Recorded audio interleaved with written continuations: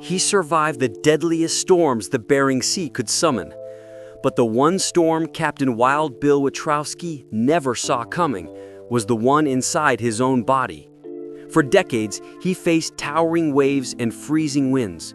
But this time, he wasn't fighting nature. He was fighting for his life. Welcome to Hollywood Star News.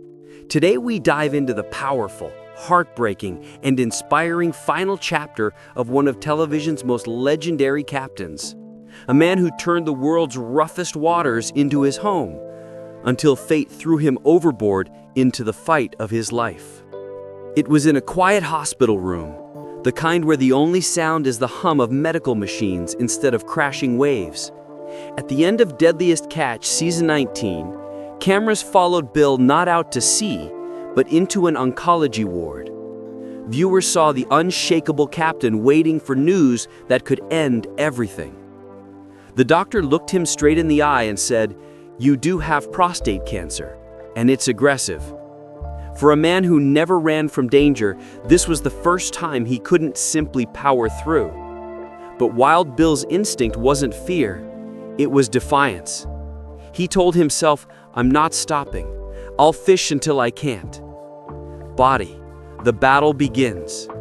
While most would retreat, Bill went back to the Bering Sea, juggling harsh treatments and brutal fishing seasons. Doctors warned him not to go, but he wasn't listening. Fishing wasn't just his job, it was who he was. He started radiation and hormone therapy, treatments that drained his body of strength and testosterone, the very fuel of his career. "I've always felt younger than my age," he admitted, "but this feels like the clock has caught up." Despite the pain, he made a bold choice to share everything on camera. He let the world watch his fight, hoping to convince other men to get tested.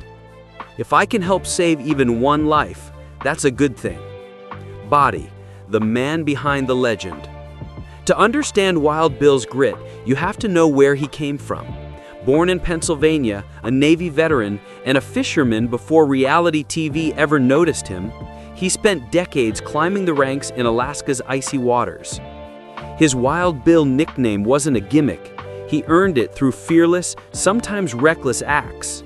Fellow captains told stories of him enforcing marine law with his own hands when his crew got out of control. He was rough, intense, but always a leader.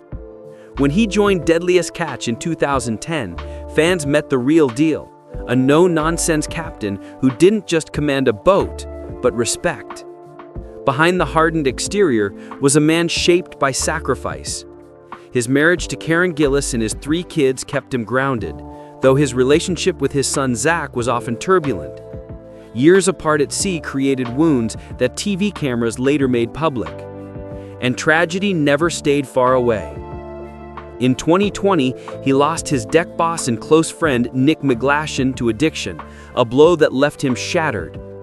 By season 20, he was fighting 2 wars, against the elements and against his own body.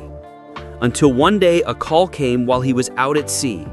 He needed emergency surgery. Skipping it could be a death sentence.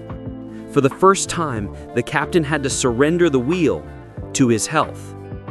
In one of Deadliest Catch's most emotional scenes, Bill gathered his crew and handed the helm of the Summer Bay to his trusted deck boss, Landon Cheney.